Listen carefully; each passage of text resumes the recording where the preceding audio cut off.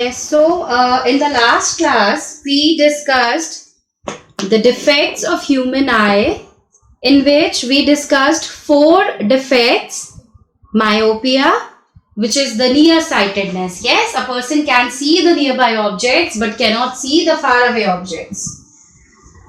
Then we also discussed hypermetropia, where faraway objects are clearly visible. Yes, the farsightedness, and the nearby objects are not visible. So for correcting myopia, we need a concave lens, and for correcting hypermetropia, we need a convex lens. Then another condition is presbyopia, which is the old age hypermetropia.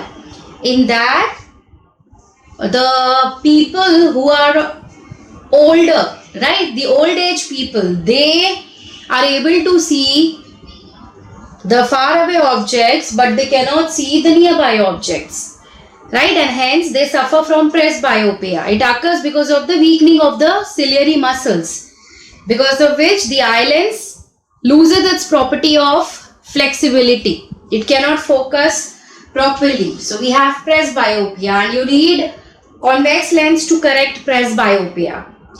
Then there occurs a situation in which a person is unable to see both nearby as well as faraway objects. So in that case, he is recommended to use a lens, or I would say a spectacles, yes, which is fitted with both the lenses, concave as well as convex. So a bifocal lens is mandatory for that person. And the last defect that we studied is cataract, right, where a cloudy, or I would say a milky layer gets formed on the eye, yes, which requires a cataract surgery for its correction. Okay, now we will proceed further. The fresh topic that we have to start is refraction of light through a prism. Okay, in the previous chapter, light reflection and refraction, we discussed the refraction of light through a rectangular glass slab. Yes, there the light suffered refraction twice, and the emergent ray that we got was parallel to incident ray produced, and hence हमने वहाँ पर लिखा था that angle of incidence and angle of emergence, they both are equal. Yes, they are both equal, correct. So now we discuss what happens when we take a prism. I hope आप लोगों को prism पता है क्या होता है, right? Prism is made up of glass only, right, and it is triangular in shape. Prism के triangular base होते हैं and lateral surfaces होते हैं. ठीक है, I'll draw the diagram.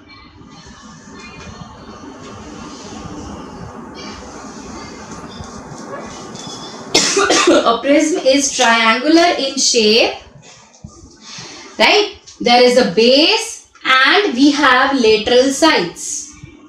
Okay, अब ये जो प्रिज्म है ये रिफ्रैक्शन कैसे करेगा, अब हमें ये पढ़ना है. ठीक है, रिफ्रैक्शन थ्रू अ प्रिज्म का एक्सपेरिमेंट भी आपके सिलेबस में है, राइट, वो आप प्रैक्टिकली इसको परफॉर्म करके आप देखोगे. ओके, ना अब ध्यान से देखना how to proceed this. There is an activity in your NCERT at page number 192. okay, activity 11.1. तो ये आपको करना होगा. now ध्यान से देखो. अब now suppose we take a prism, and इस प्रिज्म को हम एक बड़ी सी A3 शीट पर रखेंगे. ठीक है, we take a big A3 size sheet and we keep this prism on that sheet. और उस शीट पे रखने के बाद हम इस प्रिज्म की बाउंड्री ड्रॉ कर लेंगे. ठीक, let's say A, B and C। ठीक, आपने इस प्रिज्म की बाउंड्री ड्रॉ कर ली। Now this angle, this small angle which is made between these two lateral surfaces, this angle is called as angle of prism। Okay, this angle A is called as angle of prism। अब ध्यान से देखो कि इसमें करना क्या है। सबसे पहले हमने ये प्रिज्म की बाउंड्री ड्रॉ कर ली। ठीक, यहां पर आप एक नॉर्मल ड्रॉ करोगे। We drop a normal and let's take some angle of incidence. Suppose मैंने 30 डिग्री का एक एंगल लिया, तो यहां से 30 डिग्री का आप एक एंगल बनाओ लाइक दिस। ठीक है, आपने सबसे पहले प्रिज्म की बाउंड्री ड्रॉ करी, आपने एक नॉर्मल ड्रॉ किया एंड हमने लेट्स से 30 डिग्री का एंगल ऑफ इंसिडेंस बनाया। ठीक, now take 2 all pins, 2 all pins आप लो एंड इन दोनों ऑल पिन्स को इस रे पर फिक्स करो। बिल्कुल वही प्रोसेस है जैसे आपने रेक्टेंगुलर ग्लास लैब में किया था, वैसे ही करेंगे। You take 2 all pins and fix these 2 all pins on this line, let's say at a separation of 2 to 3 centimetres. ठीक, उसके बाद आपने ये जो 2 ऑल पिन्स लगाई, इस साइड से AC साइड से आप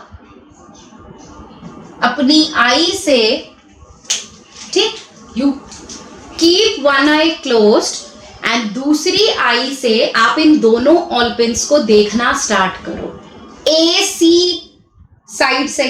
ठीक है, you start looking at these 2 all pins. अपने हेड को थोड़ा सा लेफ्ट राइट मूव करो, एक आंख को बंद रखो, उस पॉइंट पर आप अपने हेड को रोक लो जहां पर आपको ये दोनों ऑल पिन्स बिल्कुल स्ट्रेट लाइन में नजर आए। ठीक, लेट्स से आपने अपना आई को फिक्स कर लिया एक ऐसी पोजीशन पर जहां पर आपको ये दोनों ऑल पिन्स बिल्कुल स्ट्रेट लाइन में नजर आ रही हैं। ठीक, अब और 2 ऑल पिन्स ले लो and you fix these 2 all pins over here and इस तरीके से आप इन 2 ऑल पिन्स को फिक्स करोगे कि अब ये चारों की चारों ऑल पिन्स आपको सेम स्ट्रेट लाइन में नजर आए। समझ आया? आपने 2 ऑल पिन्स पहले ली, उन्हें फिक्स किया, देखा कि वो दोनों सेम स्ट्रेट लाइन में नजर आनी चाहिए। उसके बाद आपने 2 और ऑल पिन्स ली, फर्स्ट ऑल पिन को ऐसे यहां फिक्स करा कि अब ये 1 2 3 तीनों स्ट्रेट लाइन में नजर आए। कीपिंग वन आई क्लोज्ड, एक आंख आप बंद रखकर ही करोगे ये सब। And then we fix another all pin, let's say all pin number 4 in such a way that 1 2 3 and 4, all the 4 all pins, they appear to be in a single straight line when you are watching them with one eye closed। ठीक, suppose ये position आ गई। अब prism हटाओ, join these 2 points. Okay, मैं इसको आई को यहां से रिमूव कर रही हूं। So we join these 2 points. Now हाँ जी, so what we were discussing, तो आपने ये ऑल पिन्स को फिक्स किया एंड इस तरीके से किया कि आपके पिन्स 1 2 3 4 सारे स्ट्रेट लाइन में नजर आए। ठीक है, आपने 3 and 4 पिन को ज्वाइन किया। नाउ ये ज्वाइन करने के बाद you join this point and this point also. ठीक, तो अब ये क्या बना देखो ध्यान से। यहां पर ये जो लाइट रे आ रही है, this is your incident ray. Clear? This is angle of incidence. Now ये रे ने ए बी इंटरफेस था, ठीक. यहां पर एयर है, ये ग्लास है एंड ये फिर एयर है. तो इसको एक इंटरफेस मिला ए बी. सो लाइट रे ने एयर से ग्लास में एंटर किया and it refracted towards the normal. ये नॉर्मल की तरफ रिफ्रैक्ट हो गई. So this is angle of refraction, angle R. और ये बन गई आपकी रिफ्रैक्टेड रे, ठीक. इसके बाद यहां पे हम फिर से एक नॉर्मल ड्रॉ कर सकते हैं. So this again becomes angle of refraction, let's say R2. And जब ये रिफ्रैक्टेड रे इस पॉइंट पर पहुंची, फिर से इसको एक और इंटरफेस मिला AC. तो अब लाइट रे ग्लास से एयर में एंटर कर रही है. So the light ray will bend away from the normal. So यहां से ये एक और एंगल आपको मिल गया and this is called as the angle of emergence. And ये जो लाइट रे आपको मिली है यहां पर, this is the correct, this is the emergent ray. Clear? I hope this is fine with all. So एक बार फिर से देख लो क्या करना है. We take a big A3 size sheet and we place a prism on this sheet. Prism की बाउंड्री ड्रॉ करो ABC. उसके बाद यहां से एक नॉर्मल बनाया. We take some angle of incidence I. It can be anything, 30, 35, 40, जो भी आपको रखना है, ठीक. आपने एंगल ऑफ इंसिडेंस बनाया एंड एक लाइन ड्रॉ करी. इस लाइन पर आप दो ऑल पिन्स को फिक्स करिए, ऑल पिन 1 एंड 2. एंड दोनों ऑल पिन्स के बीच में लगभग 2 to 3 सेंटीमीटर्स का गैप रखेंगे, ठीक. आफ्टर दिस AC वाली साइड से you keep your one I close and दूसरी आई से आप ऑल पिन नंबर 1 एंड 2 को देखना शुरू कर दो. एंड अपने हेड को आप इस तरीके से मूव करो और एक ऐसे पॉइंट पर फिक्स करो, कीपिंग वन आई क्लोज्ड, कि आपको pins number 1 and 2 same straight line में नजर आए, ठीक. 1 एंड 2 आपको जिस पोजीशन पर सेम स्ट्रेट लाइन में नजर आएंगी, आप एक और all pin low, all pin number 3, और उसको फिक्स करो इस तरीके से कि ऑल पिन 1, 2 एंड 3 तीनों सेम स्ट्रेट लाइन में नजर आए. उसके बाद you take another all pin and इस ऑल पिन नंबर 4 को भी आप इस तरीके से फिक्स करो कि ऑल पिन नंबर 1, 2, 3, 4 चारों की चारों बिल्कुल सेम स्ट्रेट लाइन में नजर आए. कब? जब आप एक आंख बंद करके देख रहे हो. You have to keep your one eye closed, okay. बस जब ये पिन्स मान लो आपको चारों सेम स्ट्रेट लाइन में नजर आ रही हैं, यू रिमूव द प्रिज्म. इन दोनों ऑल पिन्स को निकालो, यहां से निकालो, लाइन को ज्वाइन करो और फिर इस पॉइंट को इस पॉइंट से ज्वाइन कर दो, ठीक. तो यहां पर ये बन गई आपकी incident ray. Then we have the refracted ray and we have the emergent ray. Incident ray ने नॉर्मल के साथ एंगल ऑफ इंसिडेंस बनाया. ये रिफ्रैक्टेड रे है. इस रिफ्रैक्टेड ने first normal let's say N1 के साथ R1 एंगल बनाया, जबकि इस सेकेंड वाले नॉर्मल लेट्स से N2 के साथ R2 एंगल ऑफ रिफ्रैक्शन बनाया. एंड देन इमर्जेंट रे ने इस नॉर्मल के साथ एंगल ऑफ इमर्जेंस बनाया. बताइए यहां तक किसी को कोई डाउट? क्लियर है यहां तक? So this is refraction through a prism. Yes of course you have to keep on looking through the prism. Prism से ही देखने पर चारों ऑल पिन्स आपको सेम स्ट्रेट लाइन में नजर आएंगी, क्योंकि रिफ्रैक्शन हो रहा है. रिफ्रैक्शन की वजह से ही चारों सेम स्ट्रेट लाइन में नजर आई, वरना नहीं आएंगी। जब आप प्रिज्म हटाकर अगर इन चारों को देखना शुरू कर दोगे तो ये आपको सेम स्ट्रेट लाइन में नजर नहीं आएंगी, ठीक है, बिकॉज रिफ्रैक्शन तो प्रिज्म ही कर रहा है ना। ठीक, अब ध्यान से देखो यहां पर, अगर मैं इस इंसिडेंट रे को प्रोड्यूस करना शुरू करूं आगे, आई स्टार्ट प्रोड्यूसिंग दिस रे, मैंने इस रे को फॉरवर्ड प्रोड्यूस किया। अब आप देख सकते हो ये आपकी इंसिडेंट रे है, इधर आपकी इमर्जेंट रे है। कहीं से भी इंसिडेंट और इमर्जेंट रेज एक दूसरे के पैरेलल नहीं है, करेक्ट। यानी कि अगर मैं इस इमर्जेंट रे को भी बैकवर्ड प्रोड्यूस करूं तो ये दोनों रेज जो हैं ये यहां इस पॉइंट पर मिल रही हैं एंड ये एंगल बना रही हैं, यस और no. Incident ray produced forward and emergent ray produced backwards. These two rays, they intersect at a point making an angle. तो ऐसा लग रहा है कि यहां से ये जो इंसिडेंट रे आ रही है, ठीक, ये इंसिडेंट रे को सीधा चले जाना चाहिए था अगर रिफ्रैक्शन नहीं होता तो, पर रिफ्रैक्शन होने की वजह से क्या हुआ, ये इंसिडेंट रे इमर्जेंट रे बनकर बाहर निकल गई। इस इंसिडेंट रे ने जो स्ट्रेट लाइन पाथ था वो छोड़कर ये रे डिस्प्लेस हो गई अपने पाथ से, डेविएट हो गई अपने पाथ से।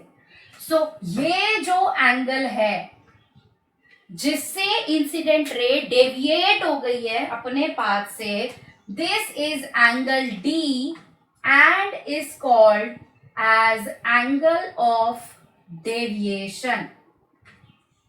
कितने एंगल से इंसिडेंट रे अपने पाथ से, अपने ओरिजिनल स्ट्रेट लाइन पाथ से डेविएट हुई और इमर्जेंट रे बनकर प्रिज्म से बाहर निकली।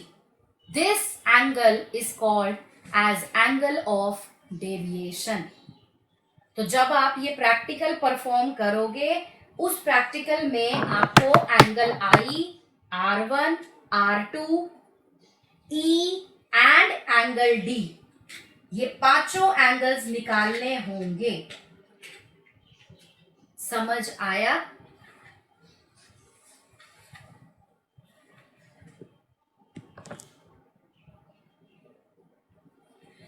मैं एंगल ऑफ डेविएशन रिपीट कर देती हूँ। देखो यहां से ये इंसिडेंट रे आ रही है, ठीक, अगर ये प्रिज्म मान लो रिफ्रैक्शन नहीं कर रहा होता, ठीक, तो ये वाली इंसिडेंट रे ऐसे सीधी चली जाती, क्योंकि लाइट रे हमेशा स्ट्रेट पाथ में ट्रैवल करती है, राइट।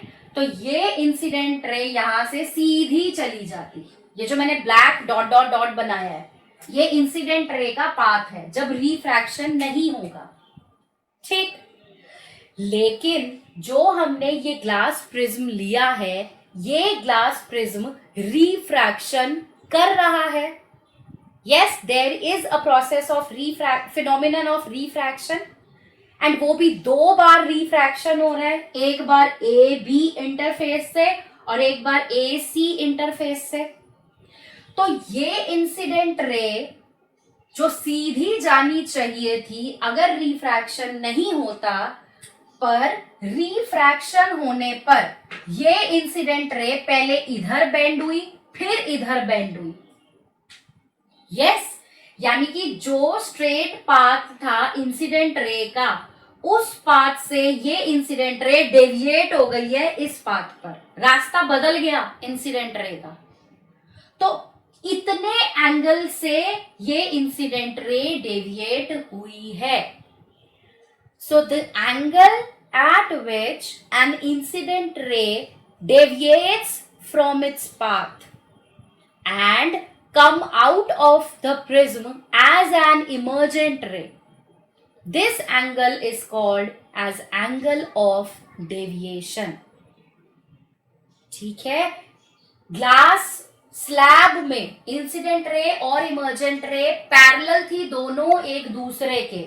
क्यों पैरेलल थी? क्योंकि वहां पर जो दो इंटरफेस थे वो ऐसे थे, तो इंसिडेंट रे और इमर्जेंट रे एक दूसरे के पैरेलल आई थी।